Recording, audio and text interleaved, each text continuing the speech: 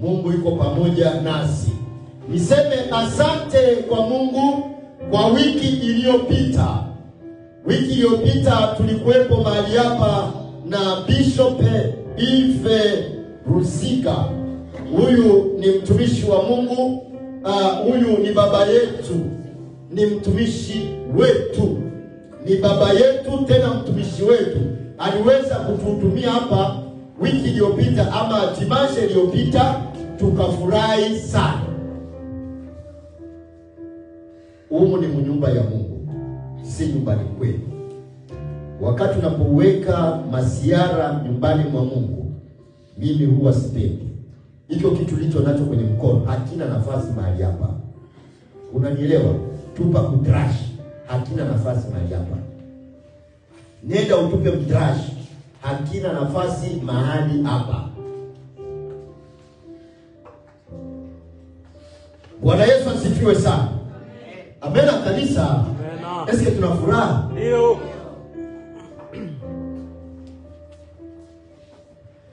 Somo letu linasema hivi: unaenda na nani? Ama safari hii uko na safiri na nani? Unakwenda na nani? Ama safari hii unaenda na nani? Kwa maana nilisema mingi tofauti. Mahali kwenye unaweza penda kusemea na njoo pale. Aseme safari ulionayo unaenda na nani? Unahakikisha unatembea na nani? Amen. Nani anaweza nikumbusha somo ambalo tumejifunza dimanche passé na Bishop Yves? Okay. Tujue wakati tulionao. Mungu akubariki sana kijana wangu. Tujue wakati tulio nao. Amen, amen. Sasa leo tunataka tuzungumuze neno ambalo tunasema kwamba ama kichwa cha neno kinasema safari ulionayo unatembea na nani? Unaenda na nani? Kama unajua nyakati, unajua siku tulizonazo, sasa katika safari yako utatembea na nani? Unaenda na nani? Shukrani za pili, tunashukuru wapendwa wote ambao wako kwenye media yetu ya Facebook. Sana sana media yetu ya Facebook. Kampala, Mungu awabariki sana. Watu wa Kampala, Mungu awabariki sana. Kuna dada mmoja ameandika comment yake kwenye mahubiri ya Bishop Yves, akasema hivi: Mungu ni mwema kwa kukutanisha wa baba zetu pamoja. Amena. Alisema mcomment yake akasema Mungu ni mwaminifu kuona jinsi amekutanisha baba zetu wawili pamoja. Mungu abariki yule dada sana. Amen. Mungu abariki.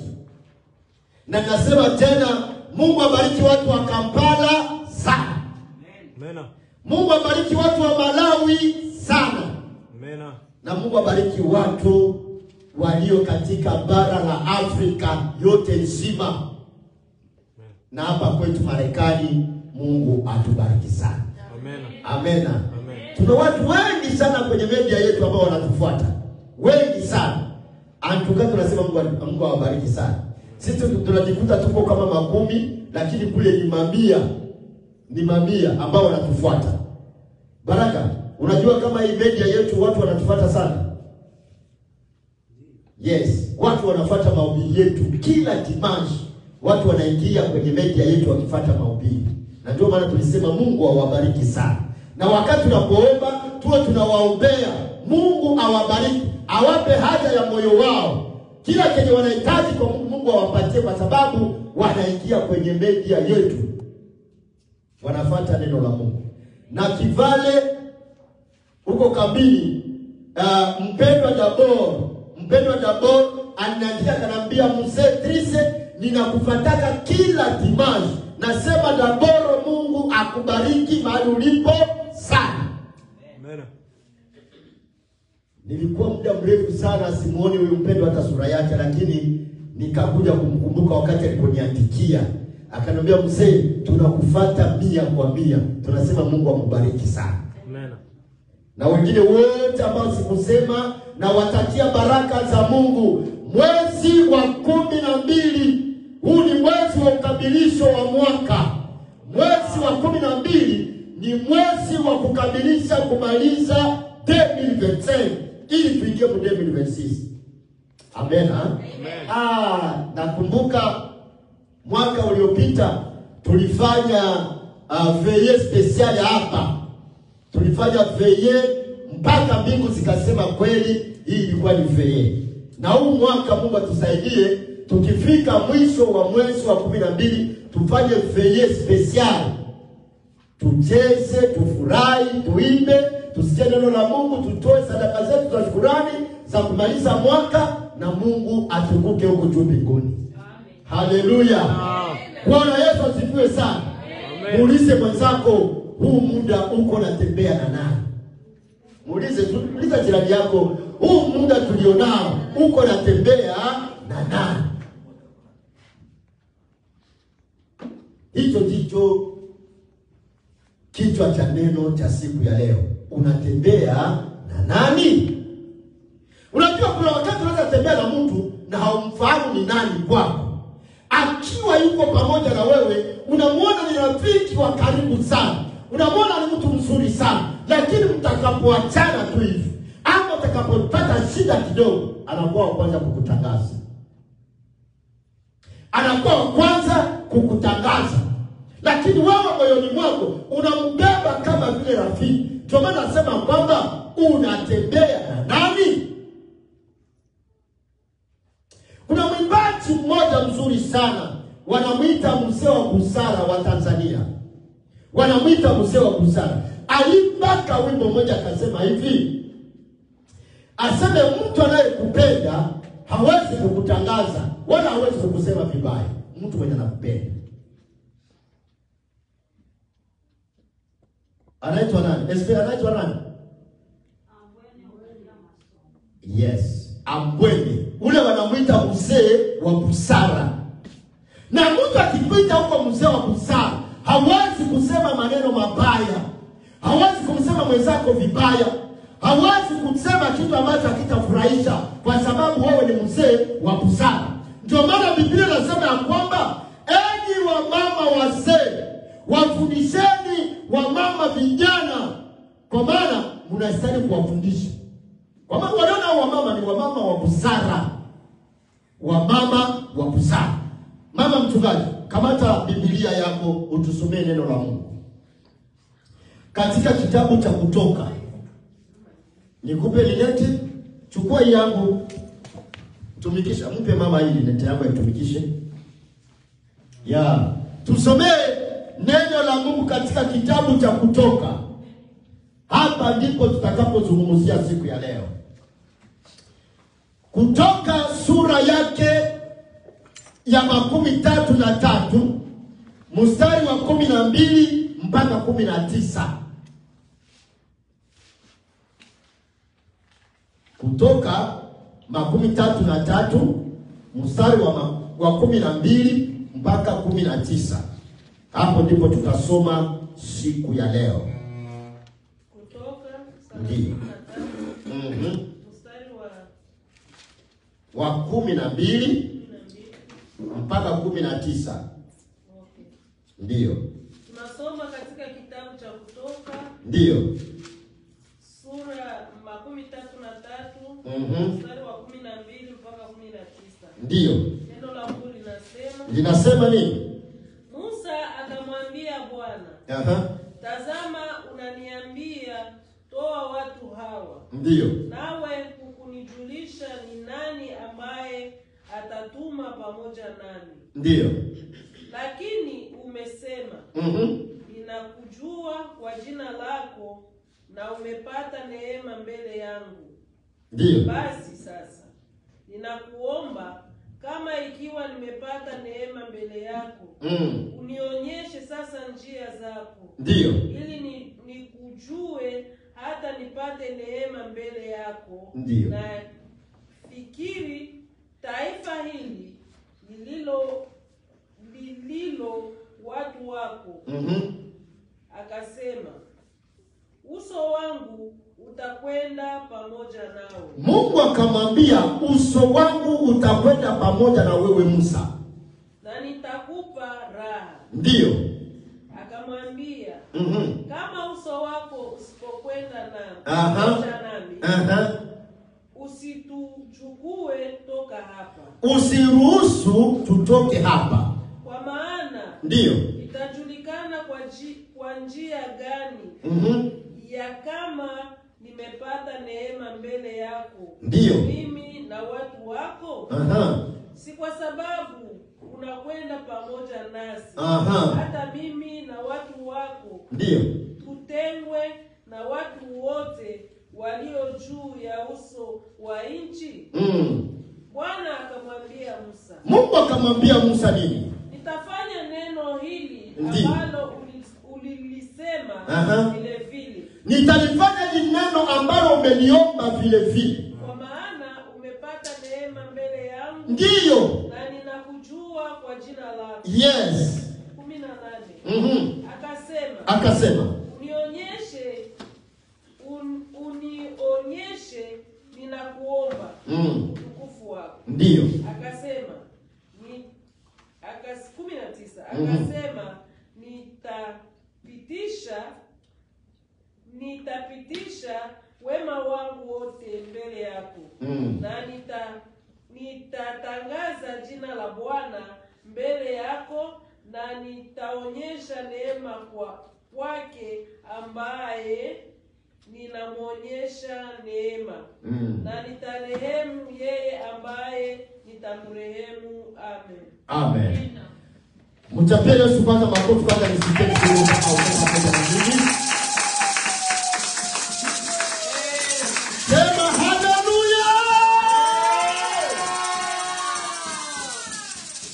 Jina la Bwana libarikiwe sana. Unatembea na nani? Ama unaenda na nani katika safari yako?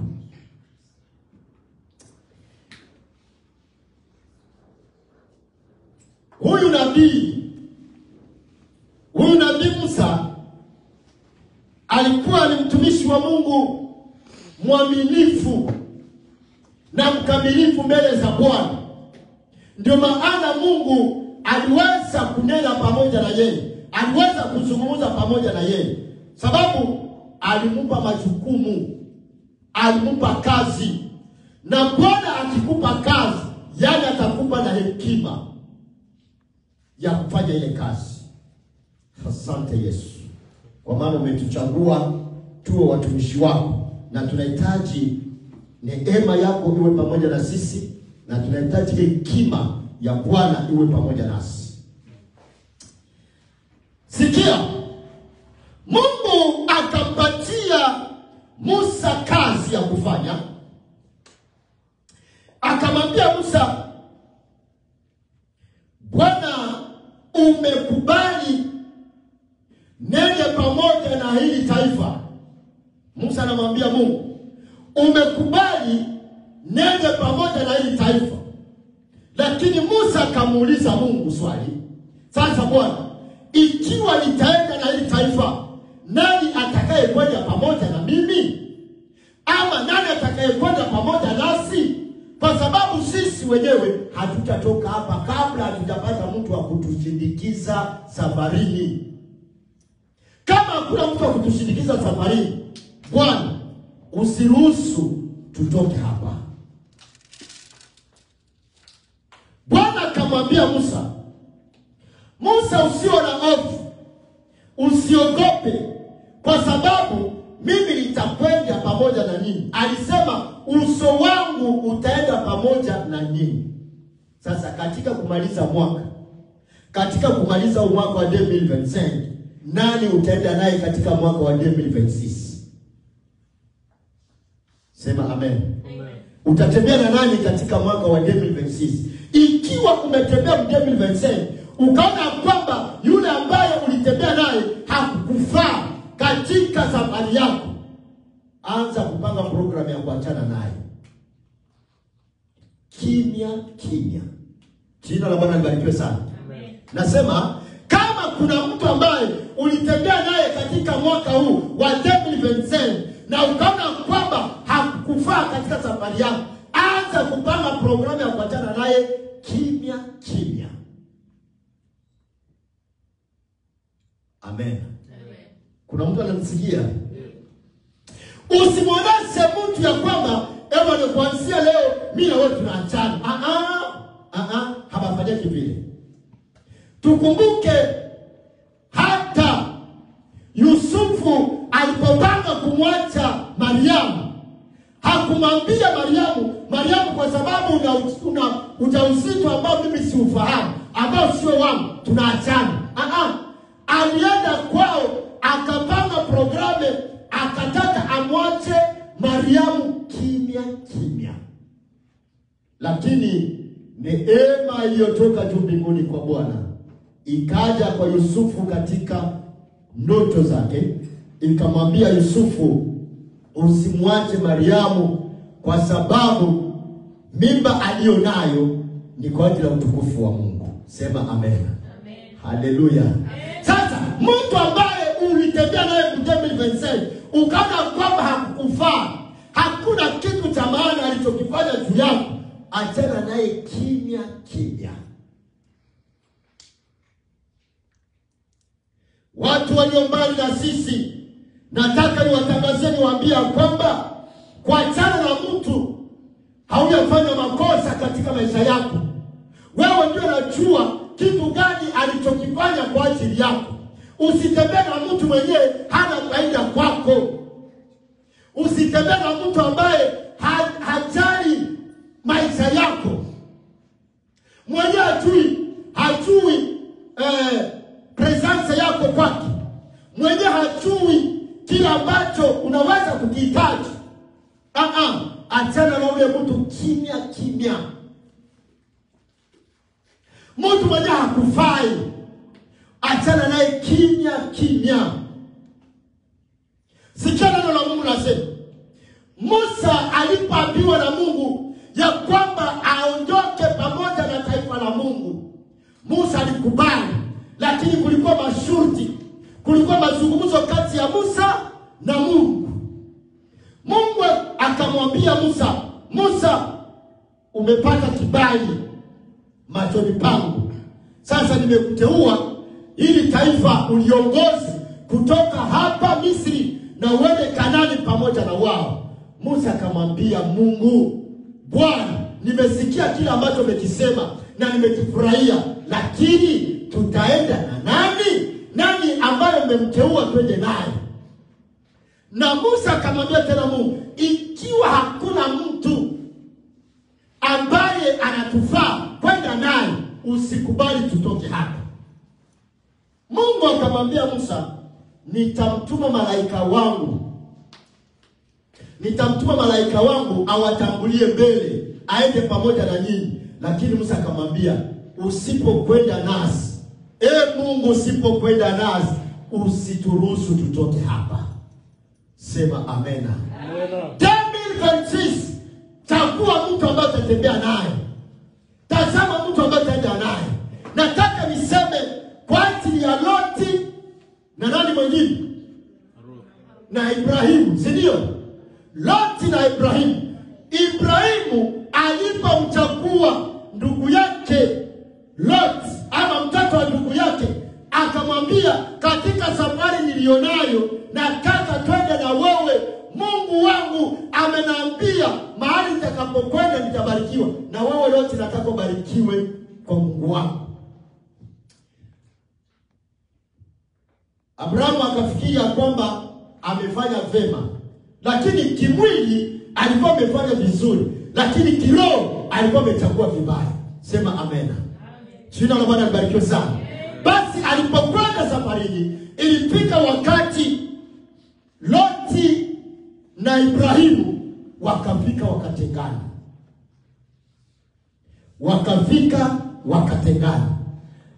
Ibrahimu akamwambia Loti, wewe ni ndugu yangu, na wewe ni mpendwa wangu. Sasa kufuatana na hili janga ambalo linatokea katika wachungaji wa mifugo yako na katika wachungaji wa mifugo yangu, naona wako wanapigana kila mara. Kumbe tujitenge Loti.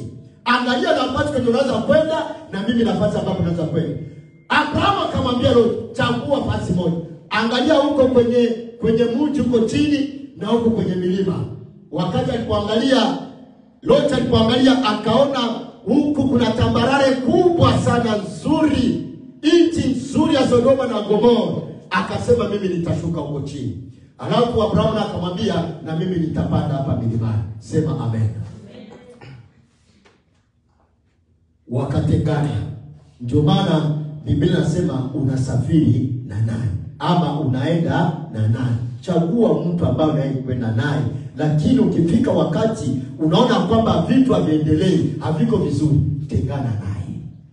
Wala bila mashaka achana naye. Hata kama alikuwa ni rafiki mpendwa, achana naye kama hakufai. Unajua kuna wakati tunaweza kuona vitu vyetu ni vizuri, wana vitu vizuri kweli, lakini ukichunguza kwa undani unakutana ule mtu hakufai, achana naye.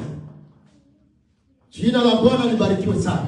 Kuna wakati Mungu hahitaji kukubariki wakati uko na mtu mbaya juu yako, kwa sababu baraka zako zikifika ule mtu ataleta wivu juu yako. Ule mtu ataleta wivu juu yako. Narudia tena kusema watoto wa Mungu, na wao wananisikiliza mpendwa, wao ambao watanisikiliza baadaye, nataka niseme hivi. Ukiwa una mtu mpendwa wako kabisa, unaona kwamba ni mpendwa, lakini ukikutana kwamba hakufai katika safari yako, achana naye. Wakati Mungu atakapokubariki, ule mtu mwenye hakufai atakuwa kizuizo kwako. Amen. Tunaelewana? Ndio. Atakuwa kizuizo. Mungu akamwambia Abraham, wakati ungali na Loti sitakubariki. Wakati unatembea na Loti sitaruhusu baraka zangu zishuke nyumbani mwako. Sitaruhusu baraka zikuje kwako. Kumbe kwanza achana kwanza na Loti. Mungu akaleta ufarakano kati ya watumishi wa Loti na watumishi wa Abraham. Mungu akasema hapa sasa ndio nafasi ya kutengana. Akamwambia Abraham, hii ndio wakati wa kutengana na Loti. Loti uliye naye katika safari yako ni nani? Wewe unamjua, si ndio? Jua baloti ni banani. Nilipenda mahubiri ambayo niliyasikia jana ya mtumishi wa Mungu Moise B. Moise B alisema hivi, kwa nini uwe na marafiki 12? Sasa katika wale marafiki 12 hakutakosa yule ambaye atakayekusaliti, kwa sababu ni marafiki 12. Na atakapokusaliti hautajua ni nani, kwa sababu una marafiki wengi. Cha muhimu akasema, cha muhimu uwe na rafiki mmoja tu katika maisha yako. Ukisikia siri yako inatoka nje, utakuta na kwete, wewe tu ulisema siri yangu. Amena kanisa. Amen. Kwa sababu ni rafiki mmoja. Nini nataka niseme hapa? Nataka niseme kwa kwenda kwa mtumishi wa Mungu Musa kutembea kutoka Kanani, kutoka Misri na kwenda Kanani. Hiyo ndio ilikuwa objective ya Mungu kwa Musa. Musa atoe watoto wake, atoe ndugu zake, atoe jamaa lake, ama atoe taifa lake kutoka Misri na kwenda Kanani. Mungu akamwambia, sioni mtu mwingine ambaye anaweza fanya hii kazi. Wewe peke yako ndio unaweza kufanya hii kazi. Ninakwambia ukweli, Mungu alishakuchagua kufanya huduma, kufanya kazi, lakini Mungu yuko anachunguza, yuko anaangalia watu ambao wako karibu yako, marafiki ambao uko nao hawakufai tena kwa huu wakati. Tengana nao. Achana nao. Wale ambao hawana maana kwako, achana nao. Italeta uchungu. Inaweza leta uchungu kwa kuachana, lakini siku zijazo utaona kwamba ni kweli ni mzuri kuachana nao. Sema amen. Amen.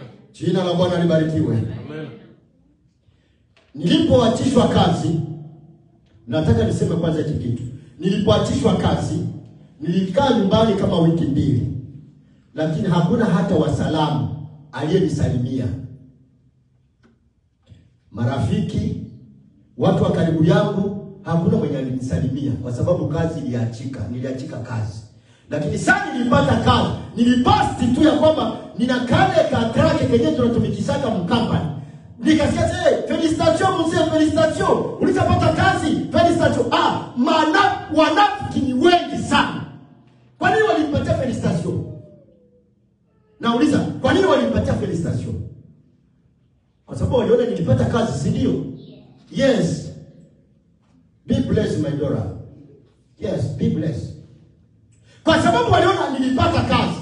Unajua wakati nilikuwa sina kazi, walifikiria kwamba nitaomba pesa. Haiko vile Papa Baraka. Leo hii kuna watu wanakusalimia. Nani anakupigia simu? Nani atakupigia simu? Nani wako kupigia simu? Unajua kama hakuna kitu ulicho nacho. Lakini siku kitu kitaingia, utasikia simu zitapigwa juu yako. Sema amen na wapendwa. Amen. Mimi nilipoposti tu ya kwamba nimeingia kazini, watu wakasema felicitation mzee, felicitation. Juu ya nini? Unafiki. Watu wengi ni wanafiki katika dunia hii. Ndio maana Musa alimhakikisha kumwambia Mungu, unaambia nitaenda na nani? Kama hakuna mtu nitakaye kwenda naye, usiruhusu nitoke hapa. Mungu akamwambia Musa, nitamtuma malaika wangu atawatangulia katika safari. Lakini Musa akamwambia, usipokwenda nasi, msikilize ukweli. Musa kaangalia akasema, no, huyu malaika mwenye atatupatia hatufai. Lakini yeye akasema, usipokwenda nasi wewe mwenyewe, sisi tutoke hapa. Hatutatoka, tunataka twende na wewe. Kumbe 2026 ile tutaingia kesho yake. Mungu akituwezesha kupafika. Chagua nani utatembea naye. Amen kanisa. Amen. Mungu akamwambia Musa, katika watu waliobarikiwa umebarikiwa. Sema amen. Amen. Katika watu niliochagua umechaguliwa. Na mimi nakuhakikishia kuambia kwamba Mungu ameshakuchagua. Lakini wewe sasa ndio unaweza kujua nani mwenyewe utaachana naye ili hizi baraka ziingie kwako. Unajua kuna watu wengine wanasababisha watu wasipate baraka zao. Wapo wengi sana. Wengi sana. Vizuizo vya baraka zetu.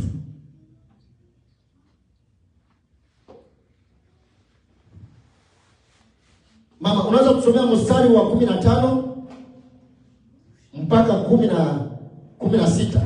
Mistari miwili, 15 na 16. Tusikie nasema nini? Ulisharudisha lineti? Chukua. Hapana, hawezi jitahidi, macho yako imeshafungana kuliko hata yako. Ulikuwa unaona? Soma basi, soma.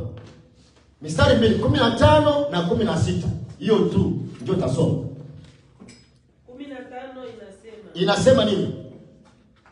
Akamwambia, kama uso wako usipokwenda pamoja nami. Kama wewe Mungu hautakwenda pamoja na mimi Musa, usituchukue kutoka hapa. Usikubali tutoke mahali hapa.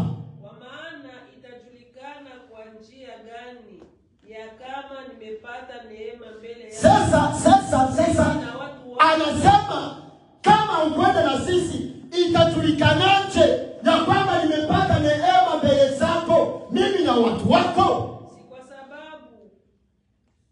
Si kwa sababu unakwenda pamoja nasi, hata mimi na watu wako watajua ya kwamba tumepata neema kwako kwa sababu umetembea nasi ama umeenda na sisi.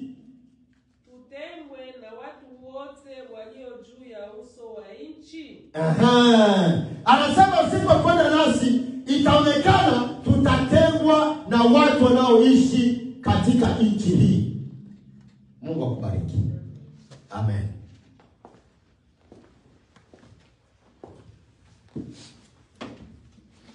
Sema amena tena. Amena. Sema amena tena. Amena.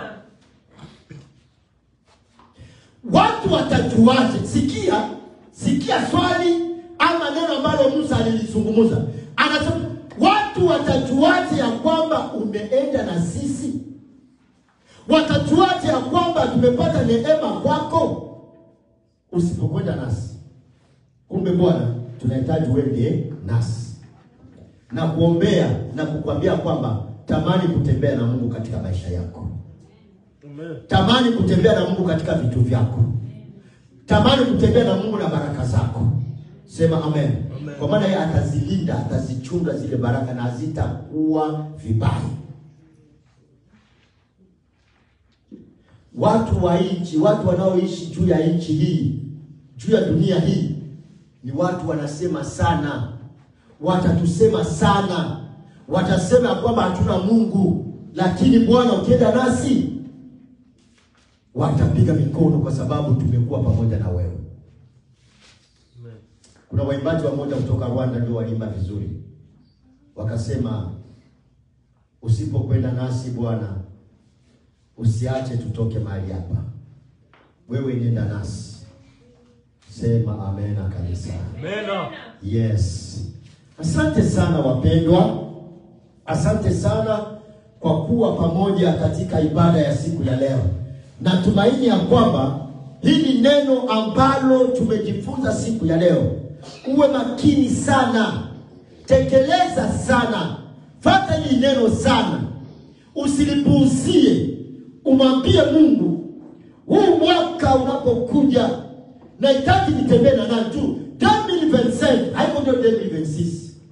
Bienye vilifanyika 2025 halitafanyika tena 2026. Kuna vipi ambavyo vitafanyika. Sasa katika yale mapya ambayo yatafanyika 2026, hata na uwe miongoni katika yale mapya. Sema amen. Amen. Baraka mpya zinazidi baraka za nyuma. Ndio maana wanasema nyumba mpya ina utukufu wake kuliko nyumba ya zamani. Hapo Hagai 2 ndio inapatikana lile neno. Kitabu cha Hagai 2. Kumbe baraka tulizonazo tusitake tusichanganye. Abrahamu yeye alisema asitaki kuchanganya baraka zangu. Sitaki nikose baraka zangu juu yako Loti. Baloti gani venye biko na wewe? Unabeba loti gani katika maisha yako? Unabeba loti gani katika safari yako? Unabeba loti gani katika maono yako? Ukiona Loti anakuwa pamoja na wewe, achana naye. Achana naye. Mtumishi wa Mungu Yona alipofika wakati bahari imechafuka na chombo wamekizuru sana, wakamkuta amesinzia, amelala. Hawa watu wanafikiri wako na safiri, wako pamoja na wengine, kumbe wengine wanajilalia ya hawajali. Yona anasinzia wakati wanasema tutafanya kura. Napenda hili neno sana. Wakasema tufanye kura, tujue nani amesababisha hivi vitu vikuwe vibaya. Kuna mtu anasababisha maisha yako yasiende vizuri, lakini hutamtambua. Loti wako ni nani? Wale wakapitana wa bato wakasema hivi, nani alisababisha vitu vyetu visiende vizuri? Mbona bahari imechafuka? Kila mara tunapitaka mai bahari, hatuonaka haya matatizo, hatuonaka haya hii problem, lakini leo imekuwa too much. Sasa tupige kura. Wanataka kupiga kura, wakaona watu ambao waliingia kwenye mashua hawaenei. Wakajiuliza, sasa kati yetu mbona kuna wamoja hawapo? Wakaenda wanatafuta. Ndio maana nakwambia tafuta aliye Loti wako, umondoe katika maisha yako. Amena kanisa. Amena. Wao unamjua Loti wako. Unajua Loti wako ni nani? Wakaingia katika meli, wakaanza kutafuta wakatembea ndani ya meli. Walipofika fasi fulani, wakamkuta Yona anasinzia usingizini. Wakamwamsha, Biblia inasema wakamwamsha, wakamuuliza maswali. Mbona wewe unalala wakati sisi tunatabanika? Wakati mashua iko napigwa na bahari, wewe unasinzia tu, na raha ya kusinzia kweli? Kwa hii problema tuko nayo. Akaamuka. Wakati alipoamuka, wakamwambia, mbona wewe hauombi hata kidogo Mungu wako? Tuone kwamba tunaweza nusurika. Mbona wewe hauombi? Wengine wote walishaomba. Wewe tu ndio mwenyewe hauombi, tu ya nini? Yona akawaambia, mwache niwaambie ukweli. Wakamtoa kule chini kwenye kobe ya mashua, wakampandisha huku juu. Wakati walipofika huku juu, Yona akawaambia, mwache niwaambilishe ukweli. Mimi ndiye chanzo cha hii meli kupigwa na suruba hii. Haleluya kanisa. Yes. Ukimgundua Loti wako, ukimgundua Loti ndani ya maisha yako, achana naye. Lakini kwa sababu haujamgundua, ndio maana mambo yako hayaendelea vizuri. Anaweza kuwa ni rafiki mpendwa sana, anaweza kuwa ni ndugu mpendwa, anaweza kuwa ni jirani mpendwa, anaweza kuwa ni mtumishi mwenzako, anaweza kuwa ni rafiki wa kweli, lakini ukikutana yeye ndio chanzo cha kutokufikia baraka zako, tengana naye. Sema amena. Amena kanisa. Hata kama alikuwa anakufanyia vitu gani vya maajabu, ukikutana tu yeye ndiye chanzo cha kuonekana kwamba baraka zako hazifiki, achana naye.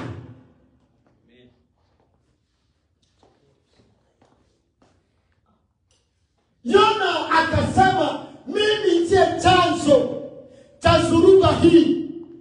Bakamuuliza, kwa nini uko chanzo? Akasema, mimi nimekimbia uso wa Mungu. Lakini Musa akamwambia Mungu hivi, uso wako usipokwenda nasi, usikubali tutoke hapa. Lakini yeye akakimbia ule uso. Mwenzake kwa naomba ule uso uende na yeye, lakini anakimbia uso wa Bwana. Ibadilisha ukweli watoto wa Mungu. Tutafute uso wa Mungu. Tutafute presence ya Mungu. Mungu atatutendea mengi ambayo sisi tulikuwa hatuyajui. Anasema Yeremia, niite, nitakuitikia, na nitakufanyia matendo makubwa ambayo ulikuwa bado hauyajua. Kuna vingi ambavyo Mungu ametupangia, ambavyo atatupatia, lakini kwa sababu hatujamuita, hatujajua kumuita, Bwana hawezi kuruhusu. Ndio maana alimwambia Abraham ya kwamba, Abrahamu, kabla mungali na Loti, sitaruhusu baraka zangu ziingie kwako.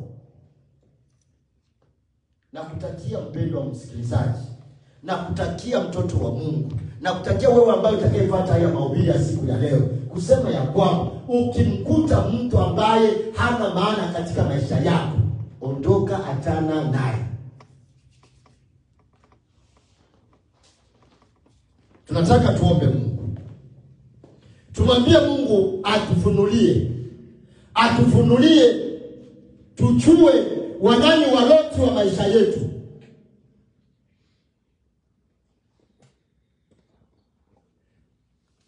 Hata mfalme Daudi akasema, tutafute bule bumbweha budogo budogo bwenye bunaharibu mazao, bunaharibu magrapes, mizabibu.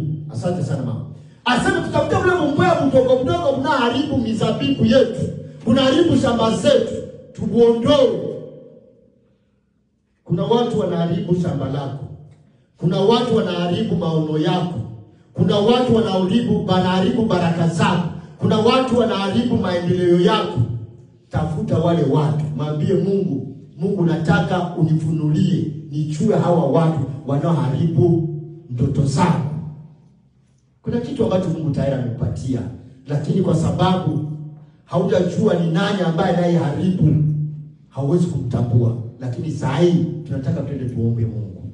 tumwambie Mungu atufunulie yale ambayo yanayoharibu mipango yetu, yale ambayo yanayosababisha tusifikirie ndoto zetu, tusione baraka zetu. Tutafumba macho yetu, tuombe Mungu na tusimame kwenye miguu yetu. Najisikia ndani mwangu ya kwamba Bwana, katika maombi haya ambayo utakayaomba, kuna jambo ambalo Mungu ataenda kulifanya. Kuna kitu ambacho Mungu anaenda kufungua tena. Kuna jambo ambalo Mungu anaenda kutenda, kwa sababu unaenda kuomba. Anasema muniite nami nitawasikia, na nitawatendea matendo makuu na ya ajabu ambayo mlikuwa bado hamjayasikia wala mtayaonaka. Huu ndio muda sasa. Tumuite Bwana. Mungu asikie na atatenda. Anaweza, anaweza, anaweza Jehova. Anaweza, anaweza, anaweza Jehova. Anaweza, anaweza, anaweza, anaweza Jehova. Oh, anaweza, anaweza, anaweza Jehova. Oh, anaweza, anaweza, anaweza, anaweza Jehova. Anaweza, anaweza, anaweza. Oh, afungua, afungua, afungua, afungua Jehova. Oh, afungua, afungua. Oh, afungua, afungua, afungua, afungua Jehova. Oh, Baba, afungua, afungua, afungua Jehova. Basi kuwa tayari umombe Mungu, mwambie Mungu maneno machache. Usiende mbali zaidi sana, kama dakika 2 tutakuwa umemconvaincre Mungu, utakuwa umemgusa Mungu, utakuwa umemtekenya Mungu kwenye makwapa yake, na ataachilia kile ambacho tunachokihitaji. Tuombe katika jina la Bwana wetu Yesu Kristo. Baba, katika uweza wa jina lako Yesu Kristo Mnazareti aliye hai, tunasimama mbele zako tukileta shukrani zetu kwa hili neno ambalo Bwana tumelisikia tena mchana wa leo. Hili neno limetuonesha na tukuhakikishia kwamba tutaenda na nani katika safari yetu, isipokuwa wewe peke yako Yesu Kristo, ambaye unaweza kutembea nasi ili tupate kuona miujiza yako. Na watu wataelewa namna gani ya kwamba tumekubaliwa, ya kwamba tumepata kibali machoni pako, ya kwamba tumeenda pamoja na wewe usipokwenda pamoja nasi. Asante sana. Wana wa manabii wakamwambia nabii, umeturuhusu twende tukate miti kule Yordani. Sasa usipokwenda nasi tutaenda na nani sasa mwalimu? Wakamwambia ongozana nasi. Naye akakubali, akaenda nao. Walipofika Yordani wakikata miti, shamba ya mmoja iliweza kuanguka. Oh, ona faida ya kuwa na wazee katika safari. Ona faida ya kuwa na wazee katika kazi. Ona faida ya kuwa na watu wenye hekima katika kazi. Ona faida ya kuwa na watumishi wa Mungu katika safari. Na lile shoka lililoanguka, mtumishi wa Mungu akaruhusu, akasema, shoka na utoke kwenye bahari ukuje. Akamwambia, chukua shoka lako. Na hapa saa kama na hii tunaamini kwamba Mungu wa Israeli, Mungu anaishi mbinguni kwenye kiti cha enzi, hakika ataruhusu baraka zako, ataruhusu baraka zangu, ataruhusu kila kitu kiende kwa amani na salama. Nenda nasi Bwana. Katika mambo yetu tunakuhitaji utembee pamoja nasi. Katika programu zetu tunahitaji twende pamoja na wewe. Katika mwaka wa 2026 tunahitaji kutembea pamoja na wewe Yesu. Katika huduma zetu tunahitaji tutembee pamoja na wewe. Katika kazi zetu za mikono tunahitaji tutembee pamoja na wewe. Kwa maana unasema kazi za mikono yetu utazibariki. Bariki kanisa lako hili. Bariki watoto wote.